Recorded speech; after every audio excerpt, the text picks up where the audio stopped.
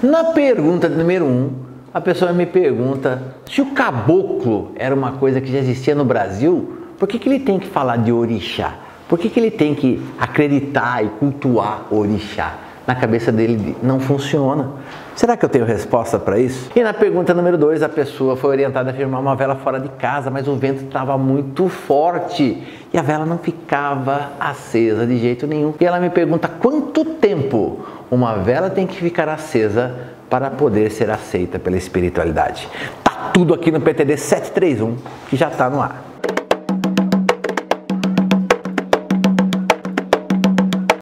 Você já conhece a loja virtual Umbandiboa? Venha e faça-nos uma visita.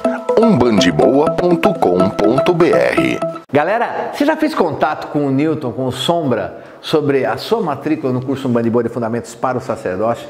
Quarta turma. Você assistiu o nosso vídeo da formatura da primeira turma? Se não assistiu, assista, gente.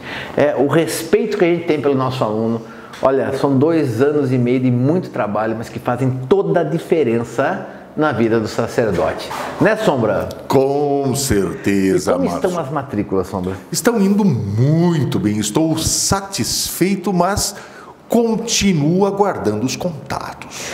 E galerinha, acorda para a vida! Porque dia 22, ou seja, depois da manhã, quarta-feira, aqui no YouTube, 8 horas da noite, tem a nossa live. A live sobre o curso de sacerdócio. E a gente vai responder as perguntas das pessoas online.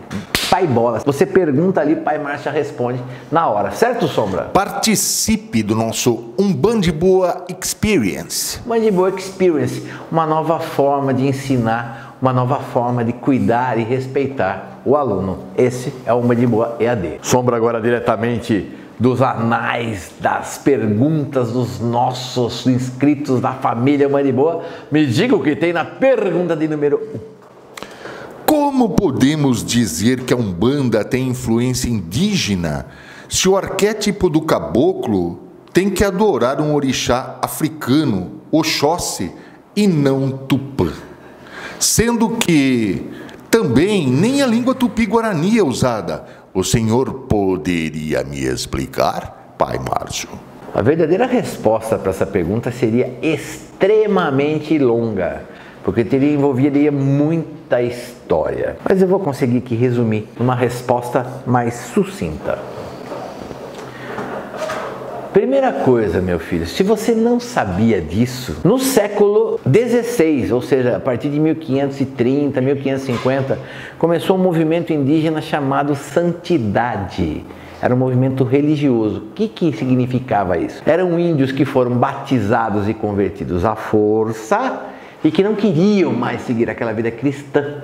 Eles voltavam, eles fugiam dos brancos entrando na mata e ali eles começaram um novo culto, com todo o aspecto indígena, mas eles cultuavam a Virgem Maria, Jesus Cristo, usavam o terço, porque eles viam os terços, os primeiros terços de sementes, né, de lágrimas de Nossa Senhora foram feitos pelos nossos indígenas. Por que eu estou falando disso? Isso não tem nada a ver com o que você perguntou. É para mostrar que o sincretismo religioso, essa mistura de religiões, ela existiu, foi um processo muito forte e não foi só no Brasil que isso aconteceu. Hoje na Umbanda nós recebemos espíritos que se identificam como caboclos. Primeiro, que caboclo não é necessariamente uma vida que aquela entidade teve. Pode ser que sim, que ela tenha vivido uma vida como um caboclo brasileiro. E por que caboclo e não índio? Já começa daí. Porque o caboclo ele já mostra essa mistura entre o índio e o branco. O Brasil é uma mistura. Então já é o índio que sabia falar o português, sabia se comunicar com os brancos. Já tinha um pé lá e um pé ainda, né?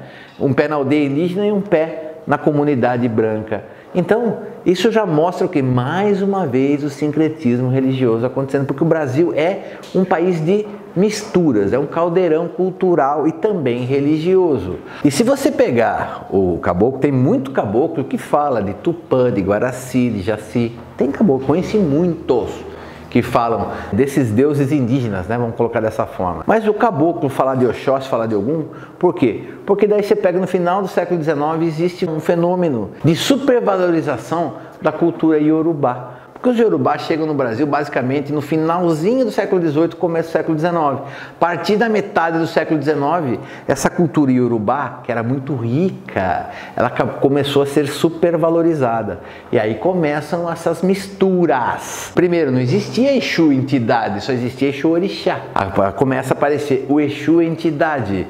E daí é o seguinte, existe toda essa miscelânea da cultura indígena. O que é da cultura indígena que nós usamos hoje?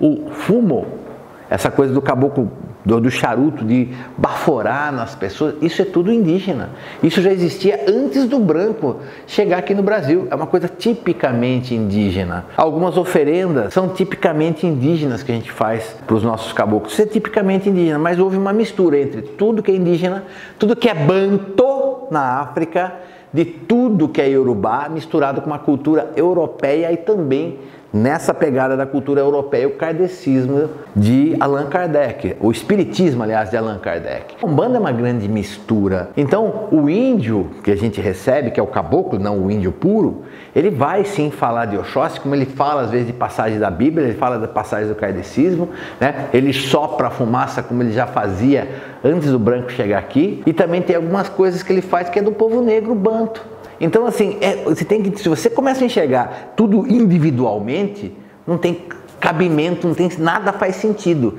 Se você não entender o verdadeiro sentido do sincretismo religioso, e para mim, Márcio, eu acho que o sincretismo ele vem da espiritualidade superior para a Terra, não é só um fenômeno histórico. Acho que o fenômeno histórico social existe, mas também é claro para mim, por inúmeras sinalizações na história, de que o processo veio do espiritual para o terreno. Por isso que eu acho um absurdo hoje as pessoas falarem assim: ah, nós estamos no século XXI, não precisamos mais do sincretismo religioso. Gente, isso para mim não faz o menor sentido. Por quê? Porque tudo é uma grande sopa religiosa, é muito sincretismo de muita coisa. Não tem mais como você tirar só a cultura iorubá. O que ninguém fala, toda a Umbanda é banto, só os orixás é que são iorubás. Por que usa o orixá iorubá e não usa o inquice angolano ou inquice banto? Por quê? Porque houve uma sobreposição. Eu creio que para isso ter acontecido, existe o fenômeno social, religioso, terreno, histórico, mas existe também da espiritualidade, era o que a espiritualidade queria. Se você começar a ver essas coisas isoladamente, não é a Umbanda que você não vai aceitar e você vai duvidar e você não vai crer. Você vai ter problema com todas as religiões. Não existe religião pura. Conversa com uma pessoa que seja um teólogo formado ou uma pessoa que trabalha com história há muito tempo e qualquer um vai te dar essa resposta. Não existe religião pura. E para fechar, para quem quer acreditar, nenhuma prova é necessária. Para quem não quer, nenhuma prova é suficiente. Certo, Sombra? Oh, certíssimo. Umbandiboa também é história. Exatamente. E galera, veja que nós estamos mudando a identidade visual do Umbandiboa. Então, clica aqui no botão inscrever-se. Tem muita gente que não está inscrito, ajuda o canal. Vou pedir de coração para você se inscrever no canal e clicar no sininho para você receber sempre as notificações, que agora mudando a capa do vídeo, às vezes você não vê que é um vídeo do Umbandiboa. Assim você recebe a notificação e vai ter sempre esse conteúdo de qualidade à sua disposição e é totalmente gratuito e a gente só tem gratidão. Tem sessão beijinho, Sombra? Tem, Márcio. Mande um salve pro pai Silvio, sua esposa Isabel e sua filha Maria Eduarda, da tenda de Umbanda Volibério de Aruanda, de Nova Serrana, Minas Gerais. Mande um salve também para Rosane Regina Bandeira e seu esposo Marcelo. Eles são de Ribeirão Pires, São Paulo. Eles comemoraram 33 anos de casados no último dia 12. Toda a família Umbandiboa, em primeiro lugar, um grande abraço do Umbandiboa, axé do Umbandiboa, que Oxalá abençoe a todos. Gratidão, pai Silvio, pelo carinho. E agora ao casal que está fazendo mais de 30 anos de união, 33 anos de união. Eu peço nesse momento que todo mal que exista em vocês ou entre vocês, que seja destruído, desmanchado, desfeito e trancado no ano que se encerra. E a partir deste novo ciclo do casal, que todas as bênçãos de saúde, proteção, paz, luz e prosperidade recaiam sobre vocês, que a união seja cada vez mais forte, a felicidade seja mais presente e que os caminhos sejam abertos para tudo que for para o benefício do casal. Certo, Sombra? Certo, parabéns, gratidão a todos pelo prestígio. Exatamente, pergunta de número 2. Fui orientada por uma entidade a acender uma vela do lado de fora de casa para pedir uma graça. Tentei proteger ao máximo a vela, mas a corrente de vento daquele dia acabou por apagar a vela ainda na metade. Minha dúvida, Pai Márcio, quanto tempo a vela deveria ficar acesa para se alcançar a graça? Existe um tempo mínimo? Puxa vida, só pergunta bacana. Ai, que coisa maravilhosa. Vamos lá, faço questão de responder essa pergunta. Tudo depende do que você acredita, tudo depende da sua fé. Mas vamos lá. Eu tenho para comigo, por exemplo, já tive que fazer entregas e oferendas em lugares abertos, onde estava chovendo, onde estava muito vento, e eu não tinha como conter tudo isso. Mas a orientação que eu sempre recebi, principalmente da espiritualidade, é: firma a vela, e a vela tem que ficar acesa pelo menos por alguns segundos. Se você dedicar a vela adequadamente para fazer o seu pedido, depois que de alguns segundos, ela se plasma no plano espiritual, onde não existe vento. Até existe, mas não onde a vela é plasmada. Aí, se a vela apagar, continuar insistindo em apagar, acho que por questão de respeito, você tenta acender mais uma ou duas vezes ali. Se ela não ficar acesa, o importante é que ela fique alguns segundos acesa para ser plasmada no plano espiritual. Mas para isso acontecer, a sua fé, você tem que acreditar nisso. Se você ficar desesperado porque a vela não ficou acesa, é um problema. Agora, com todo o respeito que eu tenho a você, eu firmo vela há 26 anos. Eu já firmei em tudo quanto é tipo de lugar. Na parte de fora da sua casa sempre existiria um cantinho mais propício a você vedar a passagem do vento.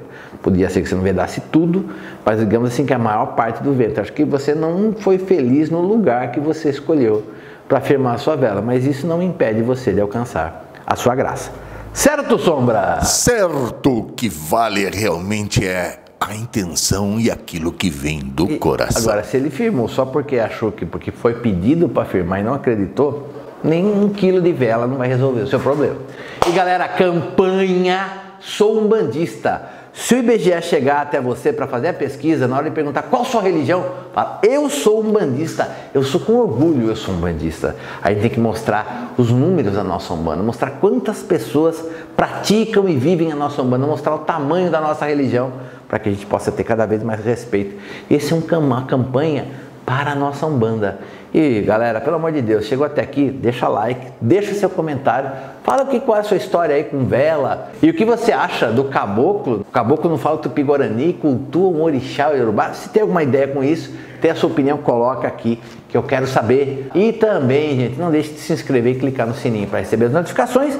Quarta-feira tem mais. Acabou o PTD. Até lá.